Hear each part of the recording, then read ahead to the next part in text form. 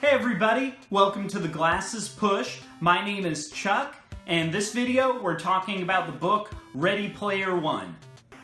Who should read this book? Why should you care? You are never going to find a fiction book that is so chock full of music, movie, and video game and TV references from the last 30, 40 years than in this book. If you are any kind of gaming nerd or culture freak, this book is a heavy nostalgia trip. There are so many fun references in this book that are just going to make you smile. I don't want to spoil them because it's really fun when something you care about comes up in it.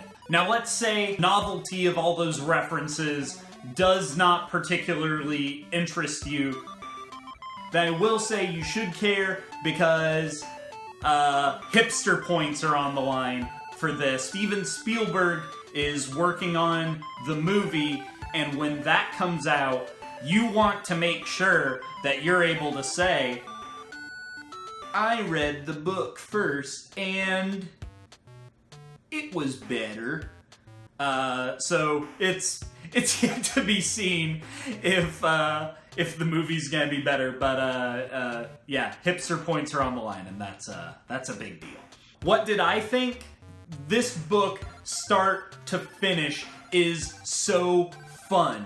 It's really exciting, and it's really engaging, and so if you're looking for a light read, if you've been dealing with perhaps some really heavy, really long books, this is a nice palate cleanser. There's some light sci-fi elements tackled throughout, and the bulk of the book takes place in a virtual reality video game that has pretty much replaced the internet and all socialization and entertainment because the real world is not so great. It's told through a first-person perspective. It's really nice to have that perspective for this book because you're hearing all these personal accounts of how great all these various pop culture items that the character obsesses over are. And it really is easy to draw yourself into this, to feel like you are the character.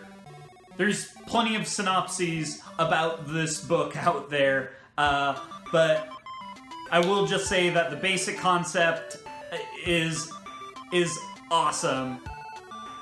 A Willy Wonka, Bill Gates, culture freak billionaire is setting out this elaborate virtual reality scavenger hunt, and it's all based on 70s, 80s, 90s culture. Pretty heavy on the 80s.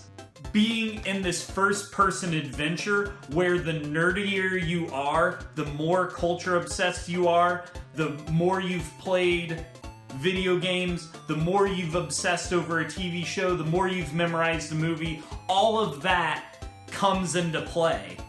The first-person perspective makes it a very personal journey as you're going through the book. There are some really unexpectedly dark moments in it that propel the story forward and add some gravitas to it. As I was making my way through the book, my big question was, how will this be relatable to people that do not appreciate the references or the type of references, or have never experienced the type of fanaticism that all of the characters in this story and so many of us have had over a video game, over an album, over a band, over a movie. I was very surprised that the book handles this in a really poetic, beautiful way. And that's really cool coming from a book that all you're going to hear is, oh my god, you're gonna love that they talk about. Everybody's gonna have that moment, that friend that tells them that thing. But there's more to the book. So, how would I rate Ready Player One? I'm giving it an 84, and not just because the book is so heavily focused on the 80s. It does have some nice messages at the end. It really ties up nicely. This is more of a disposable popcorn thing. It leans so heavily on pre-existing video game culture and tropes, as well as classic music, classic movies. There's a love story in there that, while it doesn't overstay its welcome, it does slightly kill the momentum of the book. And in the moment, it feels just so superfluous.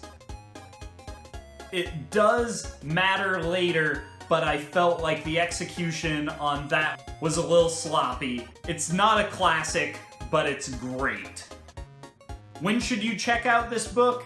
If any of the talk about nerd culture and kind of all these nostalgic references interests you at all, definitely pick it up ASAP. And where should you read it? I would say you need to give yourself a healthy balance of digging into this book right next to a computer so you can do research about any of the cool references that you didn't get, and part outside. Nobody should be on the internet for as long as any of the characters are in this book.